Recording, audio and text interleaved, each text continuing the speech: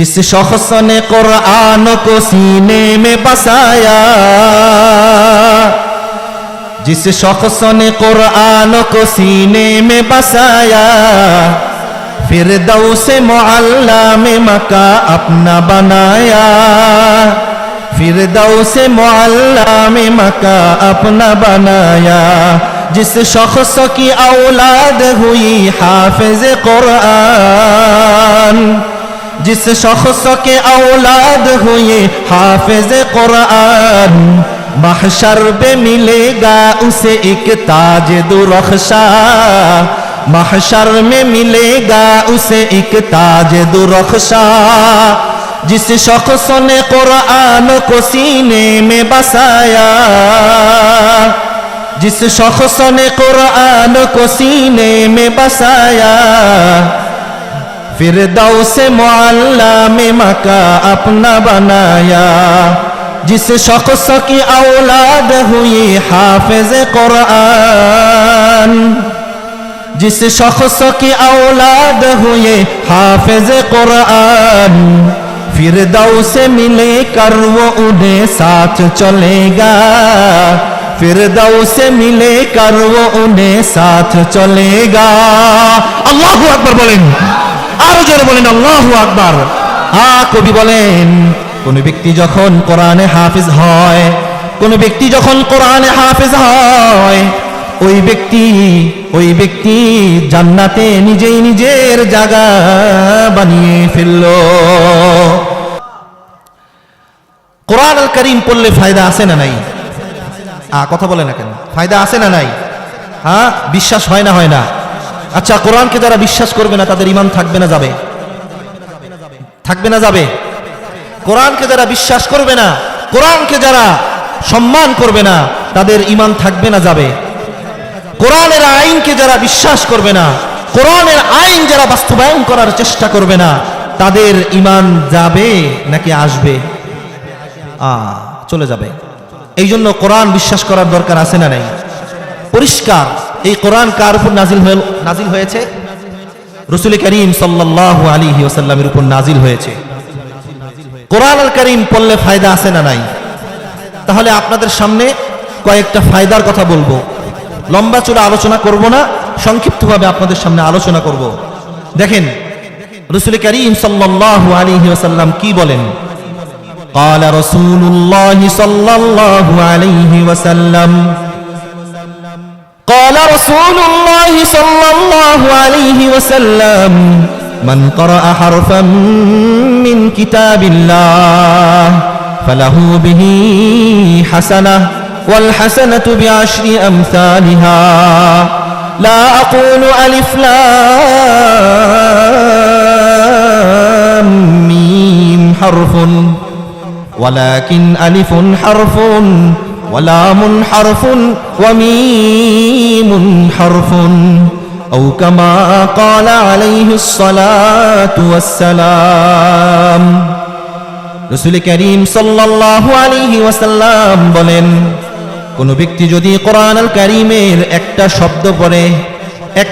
শব্দ পড়ে তাকে 10টা নেকি না, বরং একটা হরফ যদি কোনো ব্যক্তি, কোনো মুসলমান বান্দা এবং বান্দি তেলাওয়াত করে পড়ে, আল্লাহ রাব্বুল আলামিন তাকে 10টা নেকি দান করবে।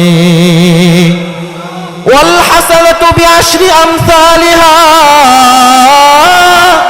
রাসূল বলেন একটা হরফ পাঠ করলে আল্লাহ রাব্বুল আলামিন 10টা নেকি দান করবেন। বলে হ্যাঁ, 10টা নেকি দান করবেন ঘোষণা। তবে জান্নাতের মধ্যে আল্লাহ রাব্বুল আলামিন এর জাযা দান করবে 70 থেকে তার ঊর্ধ্বে। কাল কিয়ামতের ময়দানে আল্লাহ রাব্বুল আলামিন যখন আমাদেরকে একে 10টা দিবে, আমরা বলবো না না, হবে না, হবে না।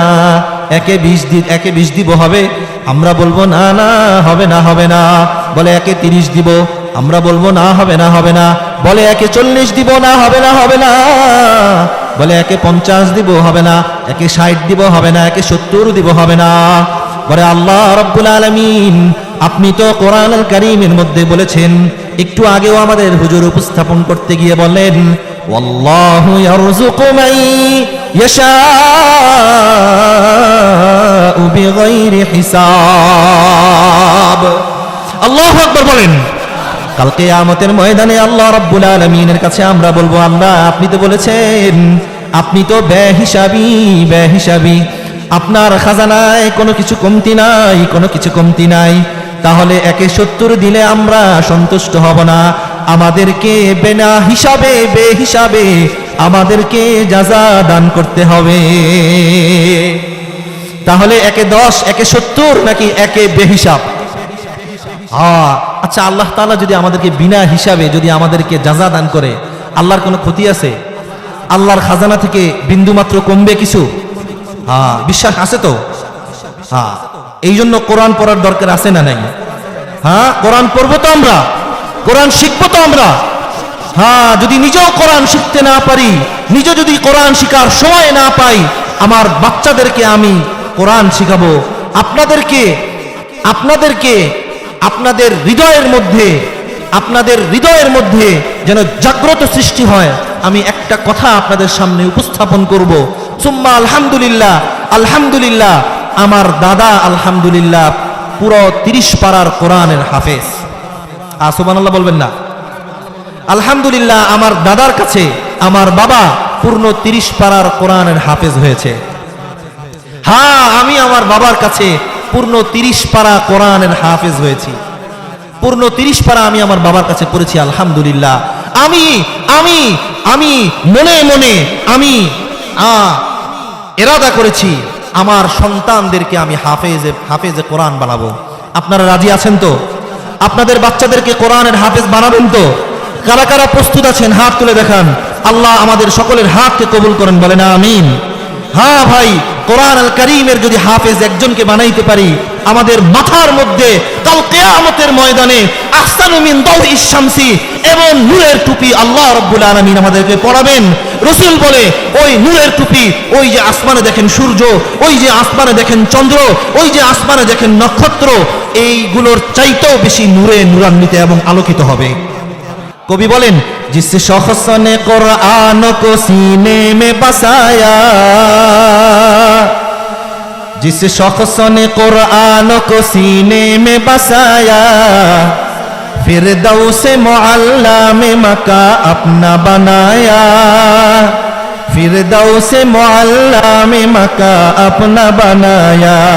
जिस शख्स की औलाद हुई हाफिज कुरान, जिस शख्स के औलाद हुए हाफिज कुरान, महशर पे मिलेगा उसे एक ताज दुरख्शा, महशर में मिलेगा उसे एक ताज दुरख्शा।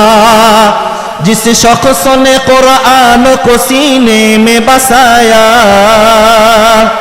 जिस शख्स ने कुरान को सीने में बसाया, फिरदौस मुअल्ला में मका अपना बनाया।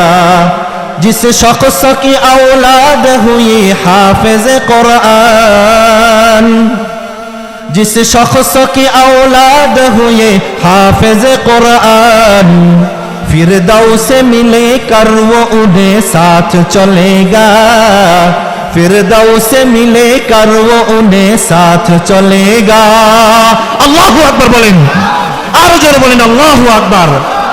কবি বলেন, কোন ব্যক্তি যখন কোরআনে হাফেজ হয়, কোন ব্যক্তি যখন কোরআনে হাফেজ হয়, ওই ব্যক্তি জান্নাতে নিজেই নিজের জায়গা বানিয়ে ফেলল। রাসূল বলেন, কোন ব্যক্তি যখন কোরআনের হাফেজ হয়, নিজে কোরআনে হাফেজ হয়, সাথে সাথে সন্তানদেরকেও হাফেজে কোরআন বানায়। বলে ফিরদৌসে মুআল্লা, ওই ব্যক্তির জন্য কাল কিয়ামতের ময়দানে তাদের বাবা এবং মাকে নূরের টুপি পরিয়ে দিবেন। কবি এই কথাই বলতেছেন, রাসূলের হাদিসকে টাইনে আইনা উনি ওনার ভাষায় বলছেন। তাহলে কোরআনের হাফেজ হইলে ক্ষতি আছে না লাভ আছে? কোরআনের হাফেজ যদি একটা সন্তানকে আমরা বানাইতে পারি, পরিবারের ভিতরে একটা সন্তান যদি কোরআনের হাফেজ বানাইতে পারি, হ্যাঁ যদি আহলদের ভিতরে একটা সন্তানকে হাফেজ বানাইতে পারি, হ্যাঁ যদি একটা সন্তানকে যদি আমরা হাফেজ, নিজের পরিবারের ভিতরে যদি সন্তান না থাকে, গোষ্ঠীর ভিতরে যদি একটা সন্তান না থাকে, তাহলে এলাকার ভিতরে মাদ্রাসার ভিতরে অনেক গরিব সন্তানেরা আছে, তাদের পড়াশোনার ভার এবং দায়িত্ব আমরা পালন করে কাল কিয়ামতের ময়দানে নূরের টুপির মালিক হওয়ার ইচ্ছা আছে না নাই? কার কার আছে? আল্লাহ আমাদের সকলকে কবুল করেন, বলেন আমিন। তাহলে এই মাদ্রাসার প্রতি আপনারা খোঁজখবর রাখবেন তো? হ্যাঁ, 10টা বাচ্চার দায়িত্ব যদি আপনি পালন করতে পারেন, এই 10টা বাচ্চা যদি কোরআনের হাফেজ হয়ে যায়, কাল কিয়ামতের ময়দানে আল্লাহ রাব্বুল আলামিন আমাদেরকে এবং আপনাদের সকলকে এভাবে প্রত্যেকের ঘরে যদি একটা কোরআনের হাফেজ হইতে পারে, তাহলে আল্লাহ রাব্বুল আলামিন আমাদেরকে এমন একটা নূরের টুপি পরাবে, যে নূরের টুপির কারণে আসমানের মধ্যে ওই যে কিয়ামতের ময়দানে সবচাইতে দামি এবং সবচাইতে মূল্যবান যে মুকুট আছে, সেই মুকুটের অধিকার আমরা লাভ করতে পারবো। ঠিক কিনা ভাই? রাজি আছেন তো? হ্যাঁ, রাজি আছেন তো? আল্লাহ রাব্বুল আলামিন আমাদের প্রত্যেকের ঘরে একজন করে কোরআনের হাফেজ বানাবার তৌফিক দান করুন, বলেন আমিন। এবার 2 নাম্বার ফায়দা, রাসূল কারীম সাল্লাল্লাহু আলাইহি ওয়াসাল্লাম বলেন, ইন্না হাযিহিল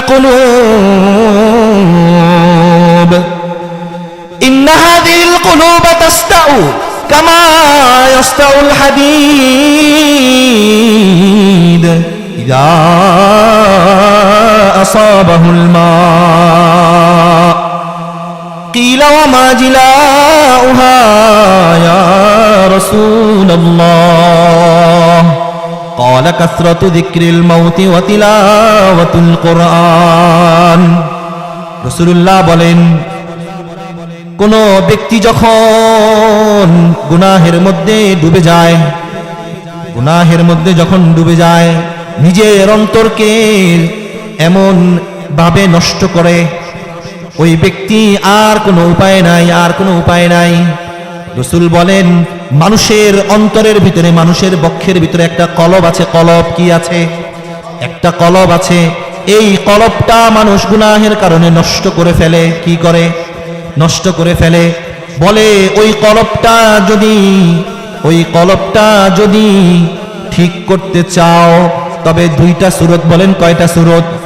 বলে রাসূল বলে ওই যে দেখো, লোহার মধ্যে পানি পড়লে যেমন জং ধরে যায়, মানুষের অন্তরের মধ্যে গুনাহের কারণে মানুষের অন্তরের মধ্যে জং ধরে যায়, কলবের মধ্যে জং ধরে যায়।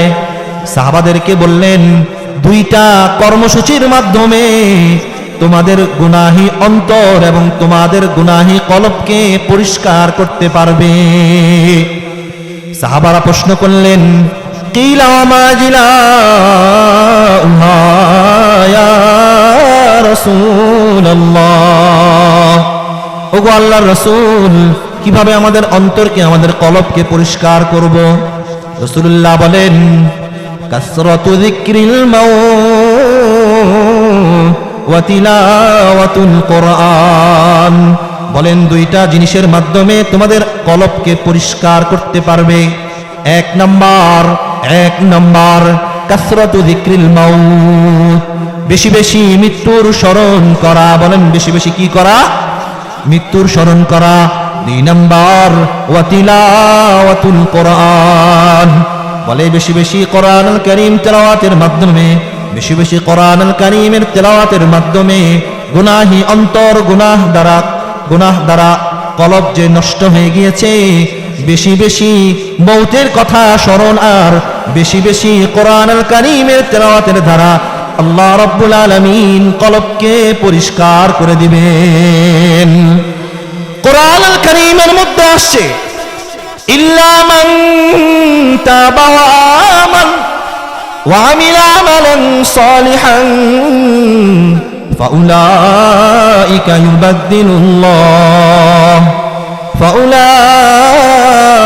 ইউবাদদিলুল্লাহু সাইয়্যাতিহিম হাসানাত।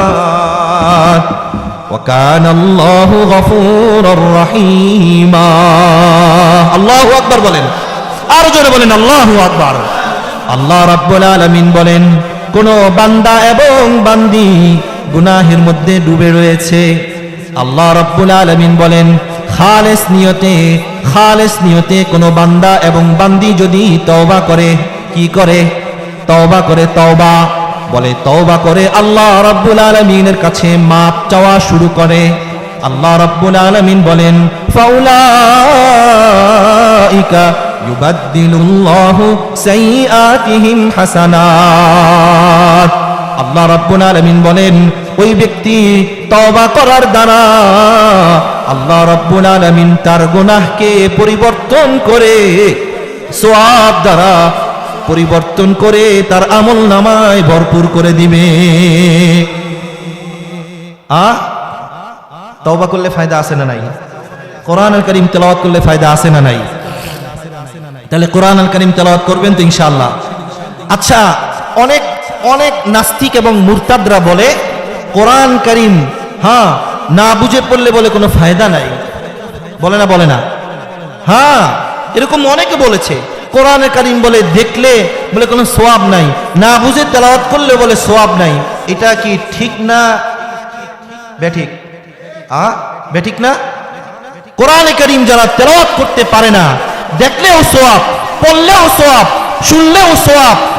যদি কোনো বান্দা এবং বান্দি যদি কোরআন আল কারীম নাও পারে, পড়তেও না পারে, বলে দেখলেও ওই ব্যক্তির আমলনামায় আল্লাহ তাআলা সওয়াব দ্বারা ভরপুর করে দিবেন।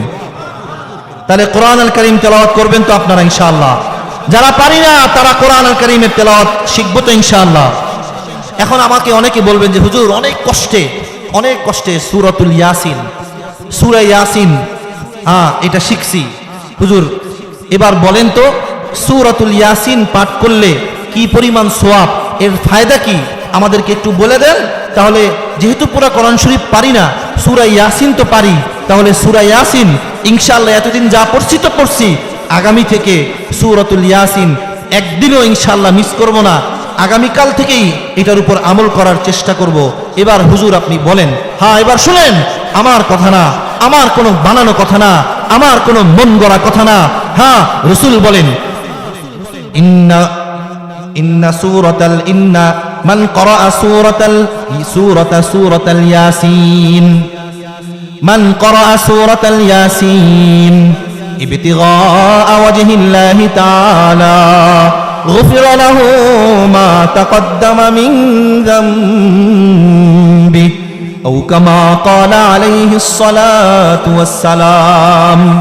রাসূল বলেন মান ক্বারাআ সূরাতাল ইয়াসিন ইবতিগাআ ওয়াজহিল্লাহি তাআলা, কোন ব্যক্তি যখন ফজরের নামাজের পরে বলে, ফজরের নামাজের পরে যদি সময় না হয়, যদি সারাদিনে একবার সূরা ইয়াসিন পাঠ করে, আল্লাহ রাব্বুল আলামিনকে সন্তুষ্ট উদ্দেশ্যে, আল্লাহ রাব্বুল আলামিনকে রাজি খুশি করার জন্য, রাসূল বলেন গুফিরা লাহু মা তাকদ্দামা মিন যামবি। রাসূল বলেন তার জিন্দেগীর সমস্ত গুনাহগুলো সূরা ইয়াসিনের পাঠ করার কারণে জিন্দেগীর সব গুনাহগুলো ক্ষমা করে দিবেন। সুবহানাল্লাহ। আসতে হইছে না? আসতে হইছে, আরো জোরে কোয়া লাগবে। আপনারা খুশি এই পরিমাণ হওয়ার দরকার। আপনি একটু দেখেন সারা জীবন কি পরিমাণ গুনাহ আমাদের হইছে। চোখের গুনাহ, কানের গুনাহ, নাকের গুনাহ, মুখের গুনাহ, হাতের গুনাহ, পায়ের গুনাহ, প্রত্যেকটা অঙ্গ প্রত্যঙ্গে আমাদের গুনাহ দ্বারা ভরপুর হয়ে গেছে। আচ্ছা বলেন, নবী মাসুম নাকি? আমরা মাসুম না, আমাদের গুনাহ হবেই। এই গুনাহ রব্বুল আলামিন বলেন কোন ব্যক্তি যদি তওবাতিল্লাহ করে তার গুনাহকে আমি মাফ করব। আমরা মাসুম না, আমাদের তো গুনাহ হয়ে গেছে। তাহলে চলুন না, আসুন না সূরা ইয়াসিন বেশি বেশি পাঠ করে জিন্দেগীর গুনাহগুলো, আমরা আমাদের জিন্দেগীর গুনাহগুলোকে মাফ করে ফেলি। সূরা ইয়াসিন পড়বেন তো ইনশাআল্লাহ। আগামীকাল থেকে কারা কারা সূরা ইয়াসিনের আমল করবেন একটু হাত তুলে দেখান তো। আল্লাহ আমাদের সকলের হাতকে কবুল করেন, বলেন আমিন। এবার অনেকে বলবেন হুজুর সূরা ইয়াসিন পারি আলহামদুলিল্লাহ, পাশাপাশি আরেকটা আমলের সূরা পারি, সেটা কোন সূরা? সেটা হলো কোরআন শরীফের মাঝখানে ওই 15 নম্বর পারায় যে সূরা কাহাফ আছে, এই সূরা কাহাফটা তো আমি পারি আলহামদুলিল্লাহ। এবার বলেন যে সূরা কাহাফের কি ফায়দা একটু বলে দেন, তাহলে আমাদের দিলের ভিতরে আগ্রহ জন্মাবে। হ্যাঁ, এবার শুনুন রাসূল কি বলে। قال رسول الله صلى الله عليه وسلم من قرأ سورة الكهف في يوم الجمعتين من قرأ سورة الكهف في يوم الجمعتين أضاء له ما بين الجمعتين أو كما قال عليه الصلاة والسلام رسول বলেন কোন ব্যক্তি যখন জুমার দিন সূরা কাহাফ তেলাওয়াত করলো, কোন ব্যক্তি যখন সূরা কাহাফ পড়লো জুমার দিন, বলে এক জুমা থেকে অন্য জুমা পর্যন্ত ফেরেশতারা বেষ্টন করে রাখবে এবং এক জুমা থেকে অন্য জুমা পর্যন্ত তার কোনো ক্ষয়ক্ষতি হবে না। এক জুমা থেকে অন্য জুমা পর্যন্ত আপনাকে আল্লাহ রাব্বুল আলামিন নূরে নূরান্বিত করে রাখবে। এবার বলেন সূরা কাহাফ তেলাওয়াত করলে ফায়দা আছে না নাই? হ্যাঁ, এবার বলবেন হুজুর হ্যাঁ ইশারের পরে সূরা মুলক পড়ি, এবার একটু বলে দেন সূরা মুলকের ফায়দা কি? হ্যাঁ, রাসূল বলেন قال رسول الله صلى الله عليه وسلم إن في القرآن 30 آية شفعت لرجل حتى غفر له وهي سورة الملك। কোন ব্যক্তি যখন সূরাতুল মুলক তেলাওয়াত করবে, রাসূল করিম সাল্লাল্লাহু আলাইহি ওয়াসাল্লাম বলে ফেরেশতারা সুপারিশ করতে থাকবে যতক্ষণ না পর্যন্ত আল্লাহ রাব্বুল আলামিন তার গুনাহ ক্ষমা না করবে, ততক্ষণ পর্যন্ত পর্নেওয়ালার ব্যাপারে সুপারিশ করতে থাকবে। সূরা মুলক পড়লে ফায়দা আছে না নাই? পড়বেন কারা কারা আজকে থেকে না কালকে থেকে? চেষ্টা করবেন তো ইনশাআল্লাহ? হ্যাঁ, চেষ্টা করবেন তো ইনশাআল্লাহ? আল্লাহ আমাদের সকলকে কবুল করেন, বলেন আমিন। যারা সূরা ইয়াসিন পারি না, ইয়াসিন শিখবো তো ইনশাআল্লাহ। যারা সূরা কাহাফ পারি এবং যারা পারি না তারা শুদ্ধ করে শিখবো তো ইনশাআল্লাহ। যারা সূরাতুল মুলক পারি না শিখবো তো ইনশাআল্লাহ। যারা সূরা ইয়াসিন পারি না শিখবো তো ইনশাআল্লাহ। তাহলে এবার বলুন দেখি আপনাদের মনে আছে কিনা, রাসূলকে আল্লাহ তাআলা কয়টা কর্মসূচি দিয়ে পাঠালেন? মনে আছে তো? কার কার মনে আছে? এই কয়েকজন হাত তুলছে। হ্যাঁ, মনে আছে কার কার? কয়টা কর্মসূচি?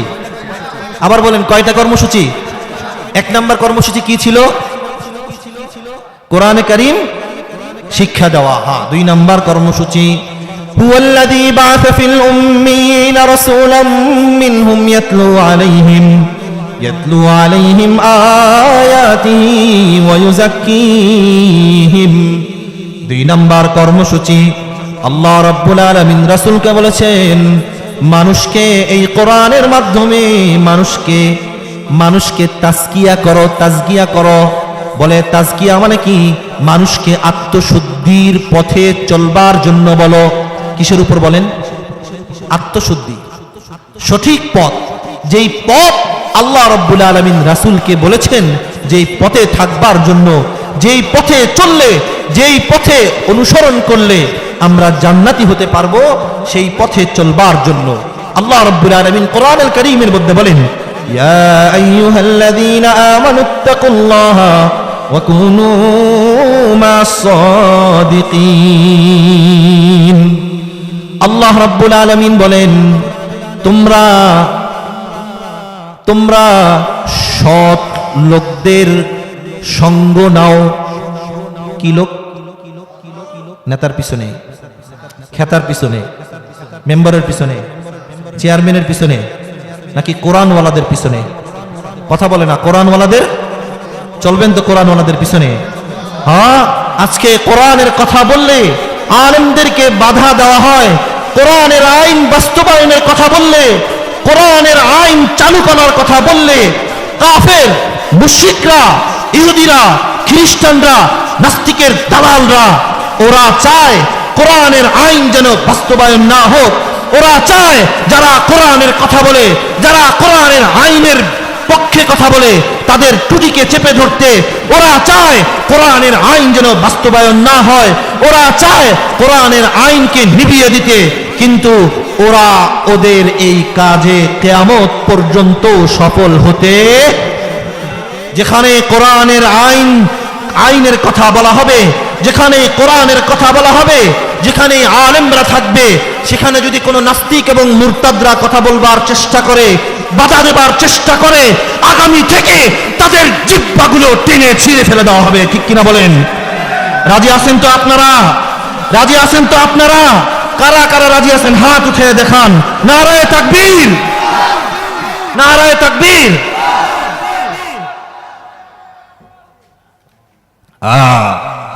কবি কি বলে জানেন? আয়ে কওমে মুসলমান খবরদার খবরদার, আয়ে কওমে মুসলমান খবরদার খবরদার, ये वक्त न गफलत का है होशियार हो होशियार, ये वक्त न गफलत का है होशियार हो होशियार। आए कौम मुसलमान खबरदार खबरदार, ये वक्त न गफलत का है होशियार हो होशियार, ये वक्त न गफलत का है होशियार हो होशियार। तू मर्द मुसलमान है, तू मर्द मुसलमान। अल्लाहु अकबर बोलें, और जोर बोलें अल्लाहु अकबर। तू मर्द मुसलमान है, तू मर्द मुसलमान। एक हाथ में कुरान हो, एक हाथ में तलवार, एक हाथ में कुरान हो, एक हाथ में तलवार। बाजू तेरा तौहीद की कुव्वत से कवी है। अल्लाहु अकबर बोलें, और जोर बोलें अल्लाहु अकबर। बाजू तेरा तौहीद की कुव्वत से कवी है, इस्लाम तेरा देश है, तू मुस्तफवी है, इस्लाम तेरा देश है, तू मुस्तफवी है। दुनिया को है उस महदी बर हक की जरूरत, दुनिया को है उस महदी बर हक की जरूरत। हो जिसके निगाह ज़लज़ला-ए आलम-ए अफ़कार, हो जिसके निगाह ज़लज़ला-ए आलम-ए अफ़कार। কবিরা কি বলে জানেন? ও মুসলমান, আর কত ঘুমিয়ে থাকবা? আর কত ঘুমিয়ে থাকবা? উঠো, দাঁড়াও, জিহাদের জন্য প্রস্তুত গ্রহণ করো। যেখানেই জালেমরা মাথা চারা দিয়ে উঠবে, সেখানেই মুসলমান এক হাতে কোরআন আর আরেক হাতে শামশির নিয়ে কাফের এবং মুশরিকদের বিরুদ্ধে লড়াই করবার জন্য প্রস্তুত থাকবে। চিল্লায়া বলেন ঠিক কিনা? হ্যাঁ, মুসলমানের এক হাতে কোরআন আর আরেক হাতে শামশির। আরেক হাতে কি? শামশির। ও মুসলমান, আর কত নিজেকে দমিয়ে রাখবা? প্রস্তুতি গ্রহণ করো। আজকে মুসলমান রসুলের সুন্নাহ অনুসরণ করে না বিধায় জিহাদের যে একটা শব্দ আছে, এই শব্দকে আজকে মুসলমান ভুলে গিয়েছে। এই কারণে ওই ভারতের দালালরা আমাদের উপরে কথা বলবার চেষ্টা করে, ভারতের দালালরা আমাদের বিরুদ্ধে কথা বলবার চেষ্টা করে, কোরআনের বিরুদ্ধে কথা বলবার চেষ্টা করে। ওরা জানে না ইংরেজ খেদাও আন্দোলন যদি আমরা না করতাম তাহলে ইন্ডিয়া আর ইন্ডিয়া থাকতো না। চিল্লায়া বলেন ঠিক কিনা? ওরা জানে না ওই স্পেন আমরা শাসন করেছি, ওরা জানে না ইউরোপ এক সময় আমরা শাসন করেছি, ওরা জানে না ভারতবর্ষ এক সময় আমরা শাসন করেছি, ওরা জানে না ইরান আমরা শাসন করেছি, ওরা জানে না তুরস্ক আমরা শাসন করেছি। ওরা মনে করেছে মুসলমানের আত্মা বুঝি খুব ছোট। সেদিন শুনলাম সেই ইন্ডিয়ার দালালরা, মুশরিকরা, কাফেররা বিজিবির প্রধান বলে তোমরা প্রস্তুতি গ্রহণ করো। আরে বেকুব, আমাদেরকে আল্লাহ রাব্বুল আলামিন প্রস্তুতি গ্রহণ করতে বলেছে, আমরা প্রস্তুত আছি ইনশাআল্লাহ। আমাদেরকে আল্লাহ বলছেন ওয়া'আইদ্দু লাহুম মাসতাতা'তুম মিন কুওয়া ওয়া মির রিবাতিল খাইলি তুরহিবুনা বিহি আদুওয়াল্লাহি ওয়া আদুওয়াকুম ওয়া আখারিনা মিন দুনিহিম। আরে আমাদেরকে তো আল্লাহই বলেছে তোদের বিরুদ্ধে লড়াই করবার জন্য, তোদের বিপক্ষে তোরা যেখানে মাথা চাড়া দিয়ে উঠবি সেখানেই তোদেরকে প্রতিহত করতে বলা হয়েছে আমাদেরকে তোরা কিসের প্রস্তুতি গ্রহণ করতে বলিস? আরে তোরা তো তোদের জান নিয়েই তো কুলাস না, আমাদেরকে আবার কি বলিস? হ্যাঁ, ওরা জানে না আমাদের সমস্ত সেনাপতিরা, আমাদের সমস্ত বীর মুজাহিদরা দারুল উলুম দেওবন্দের মধ্যে ক্বালা রাসূলুল্লাহ সাল্লাল্লাহু আলাইহি ওয়াসাল্লাম পড়াইতেছে। চিল্লায়া বলেন ঠিক কিনা? আমরা কাদের অনুসরণ করি বলেন? উলামায়ে কেরামের অনুসরণ করি।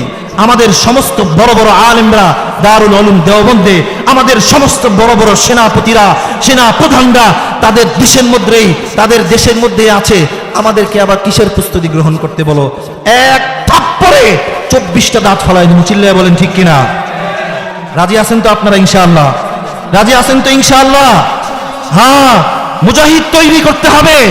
মাদ্রাসা যেখানে থাকবে কোরআনওয়ালা সেখানে থাকবে, মাদ্রাসা যেখানে থাকবে কোরআন সেখানে থাকবে, মাদ্রাসা যেখানে থাকবে হাদিসের দর্স সেখানে থাকবে, মাদ্রাসা যেখানে থাকবে কোরআনওয়ালারা সেখানেই থাকবে, আলেমওয়ালারা সেখানেই থাকবে।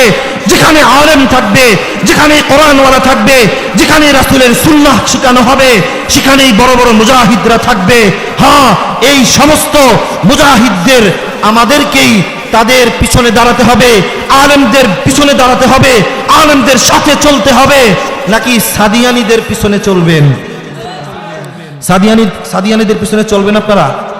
কাদের পিছনে থাকবেন বলেন? বলেন আলেমদের পিছনে থাকবো। বলেন আলেমদের পিছনে থাকবো। আরো জোরে বলেন কাদের পিছনে থাকবেন? আলেমদের পিছনে থাকবেন তো ইনশাআল্লাহ। আমাদের এই মাদ্রাসার একজন যোগ্য বিজ্ঞ সারা কোনাবাড়ির ওলামায়ে কেরামের মুরব্বী আপনারা সকলেই চিনেন, জামাল উদ্দিন সাহেব দামাত বারাকাতুহুম। উনি একজন যোগ্য এবং আলেম। আপনাদের সৌভাগ্য যে ওনার মতন একজন মানুষ এই এলাকার মধ্যে এমন একটা সুন্দর মাদ্রাসা করেছে। আপনারা এই মাদ্রাসার প্রতি একটু খবর রাখবেন। এই মাদ্রাসাকে আপনারা একটু উঠায় দেন আপনাদের দান এবং সৎকার মাধ্যমে, আপনাদের 10 জনের সহযোগিতার মাধ্যমে। যদি এখান থেকে একজন কোরআনওয়ালা বের হয়, যদি এখান থেকে একজন রাসূলওয়ালা বের হয়, যদি এখান থেকে একজন সুন্নাহওয়ালা বের হয়, যদি এখান থেকে একজন কোরআনে হাফেজ বের হয়, মনে রাখবেন কাল কিয়ামতের ময়দানে আল্লাহ রাব্বুল আলামিন আপনাদেরকে জান্নাতের মেহমানখানায় আপনাদেরকে ঢুকায় দিবেন। আপনারা রাজি আছেন তো ইনশাআল্লাহ? এই মাদ্রাসার খোঁজ খবর রাখবেন তো ইনশাআল্লাহ? কারা কারা এই মাদ্রাসায় সহযোগিতা করবেন হাত উঠায় দেখাই। আল্লাহ আমাদের সকলকে কবুল করেন, বলেন আমিন। এই মাদ্রাসা যেন দিন দিন তারাক্কি এবং উন্নতি হয়, আপনারা সকলেই সহযোগিতা করবেন তো ইনশাআল্লাহ? ওয়াদা করেন ভাই, সহযোগিতা করবেন তো ইনশাআল্লাহ? হ্যাঁ, যদি টাকা দিয়ে না পারেন একটু মুখ দিয়া বলেন একটু সহযোগিতা করেন। টাকা দিয়ে না পারেন হাত দিয়ে সহযোগিতা করেন। টাকা দিয়ে না পারেন পাটা একটু খরচ করেন, মাদ্রাসার পিছনে একটু সহযোগিতা করেন, একটু পরামর্শ দেন। হ্যাঁ, জামাল ভাইকে একটু আপনারা সহযোগিতা করেন না। এখানে কোরআনে হাফেজওয়ালারা বের হবে, হাদিসওয়ালারা বের হবে কাল কিয়ামতের ময়দানে। আহারে, কবরের মধ্যে আমি তো একলা হয়ে যাব, কবরের মধ্যে তো আমি নিঃসঙ্গ হয়ে যাব। হাদিসে পাকের মধ্যে আসছে কোন ব্যক্তি যখন মৃত্যুবরণ করে, ইযা মাতাল ইনসান ইনকাতা আনহু আমালু ইল্লা মিন সালাসা সাদকাতিন জারিয়া আও ইলমিন ইউনতাফাউ বিহি আও ওয়ালাদিন সালিহিন ইয়াদউ লাহু। কোন ব্যক্তি যখন মৃত্যুবরণ করে তার সমস্ত আমলের দরজাগুলো বন্ধ হয়ে যায়। এটা বিশ্বাস হয় না আপনাদের? বিশ্বাস হয় তো আপনাদের? হ্যাঁ, সমস্ত আমলের দরজাগুলো বন্ধ হয়ে যায়। রাসূল বলেন 3টা দরজা খোলা থাকে। কয়টা দরজা? জোরে বলেন কয়টা দরজা? 3টা দরজা। 1 নাম্বার, কোন মাদ্রাসায় যদি আপনি সদকা করে থাকেন, কোন মাদ্রাসায় যদি আপনি দান করে থাকেন, আপনি যখন মরে যাবেন, আপনি যখন মৃত্যুবরণ করবেন, কিয়ামত পর্যন্ত আপনার কবরে আল্লাহ রাব্বুল আলামিন জান্নাতের বাগান বানায় দিবেন। আপনার কবরে কিয়ামত পর্যন্ত আল্লাহ রাব্বুল আলামিন সওয়াব পাঠাইতে থাকবেন। চিল্লায়া বলেন সুবহানাল্লাহ। করবেন তো ইনশাআল্লাহ আপনারা? হ্যাঁ, সদকা করবেন তো ইনশাআল্লাহ? যাকাত গুলো মাদ্রাসায় দিবেন তো ইনশাআল্লাহ? হ্যাঁ ইনশাআল্লাহ ভাই। ইনশাআল্লাহ। 2 নাম্বার আও ইলমিন ইউনতাফাউ বিহি, কোন বাচ্চা যদি, আমার সন্তান যদি আলেম হয়ে যায়, আমি যদি আলেম হই, আমি একজনকে আলেম বানালাম, আমি একজনকে হাফেজ বানালাম। হ্যাঁ, রাসূল বলে কিয়ামত পর্যন্ত ওই ব্যক্তি, ওই ছাত্র, ওই আলেম কিয়ামত পর্যন্ত তাকে হাফেজ বানাইলো, তাকে আলেম বানাইলো, ওই আলেম আরেকজনকে হাফেজ বানাইলো, ওই আলেম আরেকজনকে আলেম বানাইলো। কিয়ামত পর্যন্ত এটা যতদিন পর্যন্ত জারি থাকবে, কিয়ামত পর্যন্ত আমার কবরের মধ্যে আল্লাহ রাব্বুল আলামিন সওয়াব পাঠাইতে থাকবেন আর পাঠাইতে থাকবেন। সুবহানাল্লাহ আসতে হইছে। 3 নাম্বার আওয়ালাদিন সালিহিন ইয়াদউ লাহু, এমন একটা নেক সন্তান আমি রাইখা গেলাম, আমি এমন একটা নেক সন্তান রাইখা গেলাম। আমার সন্তান নাই, হ্যাঁ সন্তান না থাকলে কি হয়েছে, মাদ্রাসায় তো গরিব বাচ্চাগুলো আছে, এই মাদ্রাসার গরিব বাচ্চাদেরকে যদি একজনকে যদি হাফেজ বানাইতে পারি, একজনকে যদি আলেম বানাইতে পারি, একজনকে যদি রাসূলের সুন্নাহ শিখাইতে পারি, একজনকে যদি কোরআনওয়ালা বানাইতে পারি, হ্যাঁ রাসূল বলে এমন একজন নেককার সন্তান যদি দুনিয়াতে রেখে যেতে পারি, তাহলে ওই সন্তান আমার জন্য, আপনার জন্য দোয়া করবে, রব্বিরহামহুমা কামা রাব্বায়ানি সগীরা। আমার সাথে পড়েন তো, রব্বিরহামহুমা কামা রাব্বায়ানি সগীরা। কয়টা দরজা? মানুষ মৃত্যুবরণ করলে আমলের দরজাগুলো বন্ধ হয়ে যায়, খোলা থাকে কয়টা? 1 নাম্বার সদকাতিন জারিয়া, সদকায়ে জারিয়া। বলেন 1 নাম্বার। না না, এটা তো কোরআনের দর্স হইতেছে। আপনারা যদি আমার কোরআনের এই দর্সকে যদি আমাকে একটু সহযোগিতা না করেন, আমি তো অনেকক্ষণ ধরে চিল্লাইতেছি, 1 ঘন্টা হয়ে গেছে, আপনারা যদি আমার কথার উত্তর না দেন, তাহলে তো আমার বয়ান করতে ভালো লাগবে না। হ্যাঁ বলেন 1 নাম্বার। 2 নাম্বার, নেক্সট 2 নাম্বার আও ইলমিন ইউনতাফাউ বিহি, এমন একজন নিজে আলেম হওয়া, অথবা নিজের সন্তানকে আলেম বানানো, অথবা একজন সন্তানকে আলেম বানায়া দুনিয়া থেকে চলে যাওয়া।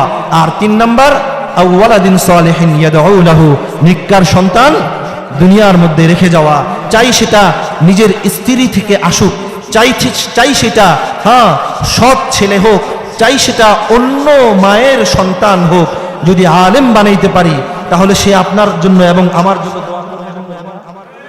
আরো বলে, জোরে বলেন, দোয়া করবে না করবে না? হ্যাঁ, তাহলে আমরা এই মাদ্রাসায় দান করবো তো ইনশাআল্লাহ, সহযোগিতা করবো তো ইনশাআল্লাহ। আল্লাহ আমাদের সকলকে তৌফিক দান করেন, বলেন আমিন। তাহলে কোথায় ছিলাম? রাসূলকে আল্লাহ রাব্বুল আলামিন কয়টা কর্মসূচি দিয়ে পাঠাইলেন? আরো জোরে বলেন, কয়টা? আরো জোরে, কয়টা? পিছনে কয় না, কয়টা? 1 নাম্বার কর্মসূচি কি ছিল? কোরআন শিক্ষা। 2 নাম্বার তাজকিয়া, আত্মশুদ্ধি। হ্যাঁ, হাদিসে পাকের মধ্যে রাসূল করিম সাল্লাল্লাহু আলাইহি ওয়াসাল্লাম বলেন, قال رسول الله صلى الله عليه وسلم ألا وإن في الجسد مضغة إذا صلحت صلح الجسد كله وإذا فسدت فسد الجسد كله ألا وهي القلب أو كما قال عليه الصلاة والسلام। রাসূল বলেন, আলা ওয়া ইন্না ফিল জাসাদি মুদগাহ, তোমাদের প্রত্যেকের বক্ষের ভিতরে একটা গোশতের টুকরা আছে। বলেন কিসের টুকরা? গোশতের টুকরা আছে। বলে ওই গোশতের টুকরা যদি সলুহাত সলুহাল জাসাদু কুল্লু, যদি ওই গোশতের টুকরা যদি ঠিক থাকে, তাহলে শরীরের প্রত্যেকটা অঙ্গ প্রত্যঙ্গ সুস্থ থাকবে। আলা ওয়া ইন্না ফিল জাসাদি মুদগাহ ইদা সলুহাত সলুহাল জাসাদু কুল্লু ওয়া ইদা ফাসাদাত ফাসাদাল জাসাদু কুল্লু, আর যদি ওই গোশতের টুকরাটা নষ্ট হয়ে যায়, রাসূল বলেন সারা শরীরের সমস্ত অঙ্গ প্রত্যঙ্গ নষ্ট হয়ে যাবে। ঠিক কিনা বলেন? কে বলছেন? রাসূল কইছে। কে কইছে? রাসূল বলছে। কে বলছে? আলা ওয়া ইন্না ফিল জাসাদি মুদগাহ ইদা সলুহাত সলুহাল জাসাদু কুল্লু ওয়া ইদা ফাসাদাত ফাসাদাল জাসাদু কুল্লু। আলা ওয়াহিয়াল কলব, রাসূল বলে তোমাদের প্রত্যেকের কলবের ভিতরে, তোমাদের প্রত্যেকের বক্ষের ভিতরে একটা গোশতের টুকরা আছে। এই গোশতের টুকরা যদি একবার নষ্ট হয়ে যায়, সারা শরীর তোমার নষ্ট হয়ে যাবে। আর যদি ওই গোশতের টুকরা ঠিক হয়ে যায়, তাহলে তোমার সারা শরীরের অঙ্গ প্রত্যঙ্গগুলো সুস্থ হয়ে যাবে। চিল্লায় বলেন সুবহানাল্লাহ। ওই গোশতের টুকরার নাম কি? কলব। ওই গোশতের টুকরার নাম কি? কলব। এই গোশতের টুকরাগুলো আমরা কাদের কাছে গিয়ে ঠিক করব? এমপির কাছে? কথা কয় না। এমপির কাছে, মন্ত্রীর কাছে, মেম্বারের কাছে, চেয়ারম্যানের কাছে, নেতার কাছে, কোনো ওই যে ভণ্ড পীরের কাছে, হ্যাঁ, ওই যে কেল্লা বাবার কাছে, মাজারওয়ালাদের কাছে? কাদের কাছে গিয়ে ঠিক করব? কথা কয় না। কাদের কাছে গিয়ে ঠিক করব? হ্যাঁ, প্রধানমন্ত্রীর কাছে গিয়া, বিএনপির চেয়ারপারসন খালেদা জিয়ার কাছে গিয়া? হক কথা তিতা লাগে নাকি? হ্যাঁ, আমরা বিএনপিও করি না, জামাতও করি না, আমলিকও করি না, কিছুই করি না। আমরা কি করি? আমরা হেফাজতে ইসলাম বাংলাদেশ। হ্যাঁ, আরে খেলাফত তো হেফাজতে ইসলামের ভিতরেই আছে। হ্যাঁ, আমরা হেফাজতে ইসলাম বাংলাদেশ করি। যেখানে কোরআন থাকবে সেখানেই আমরা থাকবো, যেখানে রসুলের সুন্নাহ থাকবে সেখানেই আমরা থাকবো, যেখানে আলেম থাকবে সেখানেই আমরা থাকবো। আলেমরা যদি বলে নেতার পিছনে দৌড়ানো যাবে না, নেতার পিছনে দৌড়াবো না। আলেম যখন বলবে কোনো মেম্বরের পিছনে দৌড়ানো যাবে না, মেম্বরের পিছনে দৌড়ানো যাবে না। আলেম যদি বলে হ্যাঁ কোরআনকে মানতে হবে, রসুলের সুন্নাহকে অনুসরণ করতে হবে, কোনো মেম্বার যদি বলে দাড়ি কাটো নইলে আমার দলে আসতে পারবা না, আমি আমার রসুলের অনুসরণ এবং অনুকরণ করা ছাড়া কোনো নেতার পিছনে দৌড়াতে যাব না। নেতার পিছনে দৌড়াবেন আপনারা? কোনো খেতার পিছনে দৌড়াবেন আপনারা? কাদের পিছনে দৌড়াবেন? হয় না। কাদের পিছনে দৌড়াবেন? কোরআনওয়ালাদের পিছনে। বলেন কাদের পিছনে? কে বলছে? কে বলছে? আল্লাহ তাআলা বলছেন। এই জন্য যেখানে আলেম থাকবে পরিষ্কার ভাষা, সেখানে আমি থাকব। যেখানে আলেম থাকবে না সেখানে আমরা থাকব না। আলেম যেখানে থাকবে না মনে রাখবেন সেখানেই ফিতনা আছে, সেখানেই ফাসাদ আছে। যেখানে আলেম থাকবে সেখানে ফিতনা নাই, ফাসাদ নাই। আলেম যেভাবে বলবে সেভাবেই আমরা চলার চেষ্টা করব তো ইনশাআল্লাহ। আলেমদের পিছনে থাকবো তো ইনশাআল্লাহ। তাহলে কয় নাম্বার কর্মসূচির কথা বললাম? কয় নাম্বার? 1 নাম্বার কি ছিল? 2 নাম্বার? 3 নাম্বার? 3 নাম্বার কলব পরিষ্কার না, এটা তো তাজকিয়ার ভিতরেই আছে। 3 নাম্বার হচ্ছে ওয়ায়ুআল্লিমুহুল কিতাব, অর্থাৎ রাসূলকে আল্লাহ রাব্বুল আলামিন বলেছেন ইলম শিক্ষা দেওয়ার জন্য।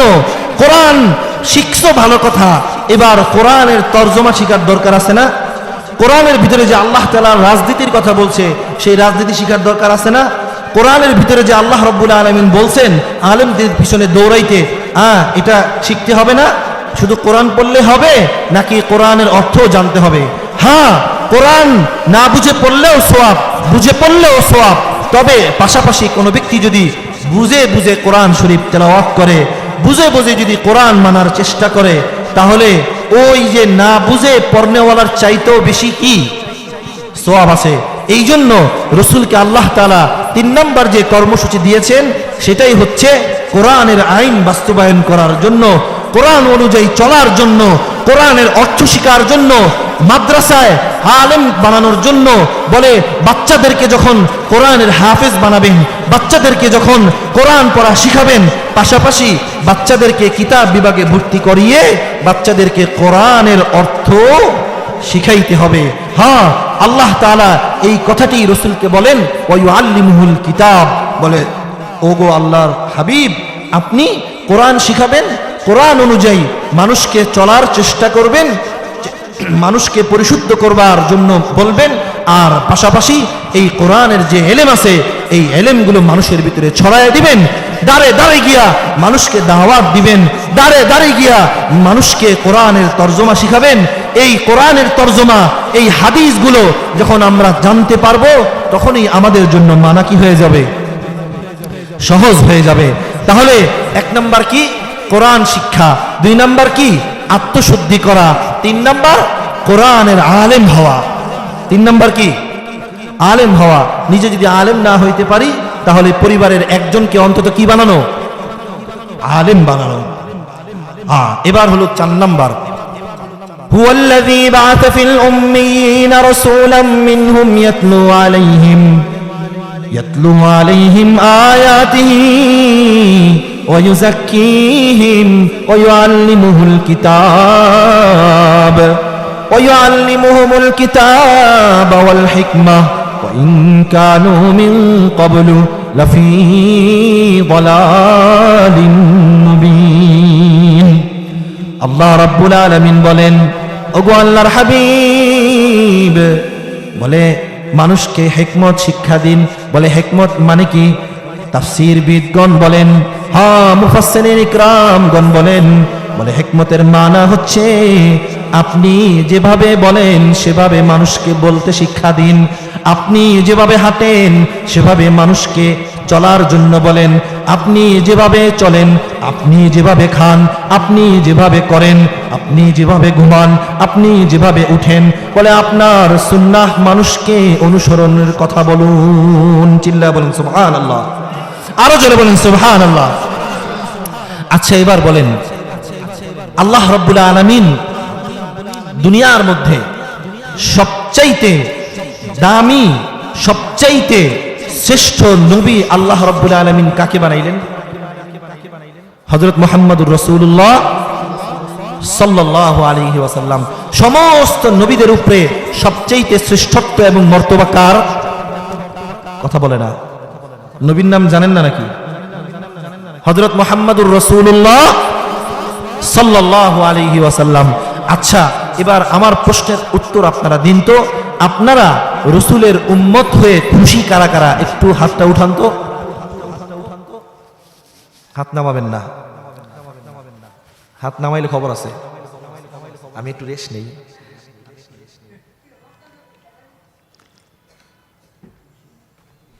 রসুলের উম্মত হয়ে খুশি তো আপনারা? এবার হাত নামান। রসুলকে আমরা চিনি, তাহলে আমাদের দাড়ি কোথায়? রসুলকে আমরা যারা চিনি আমাদের দাড়ি কোথায়? রসুলকে আমরা যারা মানি আমাদের পাঞ্জাবি কোথায়? রসুলকে আমরা যারা অনুসরণ করি, ভালোবাসি, আমাদের টুপি কোথায়? আমাদের পাগড়ি কোথায়? আমাদের মিসওয়াক কোথায়? নাই। তার মানে আমরা রসুলকে চিনলাম না। আমরা যে সব জাতির চাইতে শ্রেষ্ঠ জাতি, রসুলের উম্মত হিসাবে আমাদেরকে আল্লাহ রাব্বুল আলামিন দুনিয়াতে পাঠায়া আমাদেরকে সৌভাগ্যবান করলেন, এটা আমরা এখনো জানি না। ঠিক কিনা ভাই? অথচ রসুলকে আল্লাহ রাব্বুল আলামিন দুনিয়াতে পাঠালেন কেন? সারা দুনিয়াকে আলোয় আলোকিত করার জন্য পাঠালেন। ঠিক কিনা ভাই? রসুলকে আল্লাহ রাব্বুল আলামিন দুনিয়ার জমিনে পাঠালেন সারা দুনিয়াকে আলোয় আলোকিত করার জন্য। হাদিসে পাকের মধ্যে আসছে, রসুল যখন দুনিয়ার জমিনে মা আমেনার গর্ভের মধ্যে অস্তিত্ব লাভ করে, হাদিসে পাকের মধ্যে আসছে, আল্লাহ রাব্বুল আলামিন সারা পৃথিবীর ফেরেশতাদেরকে ওই দিন ছুটি ঘোষণা করে দিয়েছেন। সুবহানাল্লাহ বলবেন না? সবাই সুবহানাল্লাহ বলে নাই, আরো জোরে বলেন সুবহানাল্লাহ। রসুল যখন মা আমিনার গর্ভে অস্তিত্ব লাভ করলেন, সাথে সাথে সারা পৃথিবীর কিসরা, কায়সার, সারা পৃথিবীর যত বড় বড় সিংহাসন ছিল সে সমস্ত সিংহাসনগুলো থর থর করে কাঁপা শুরু করলো। রসুল যখন মা আমেনার গর্ভে অস্তিত্ব লাভ করলো, মা আমেনা বলে, আমি যখন রাস্তা দিয়ে হাঁটতাম রসুলকে নিয়ে গর্ভে নিয়ে, যখন মা আমেনা বলে আমি যখন রসুলকে গর্ভে নিয়ে রাস্তা দিয়ে হেঁটে হেঁটে যেতাম, তখন আকাশের রোদগুলো আমাকে ছায়া দান করতো। সুবহানাল্লাহ। তো আজ থেকে একটু জোরে কর না।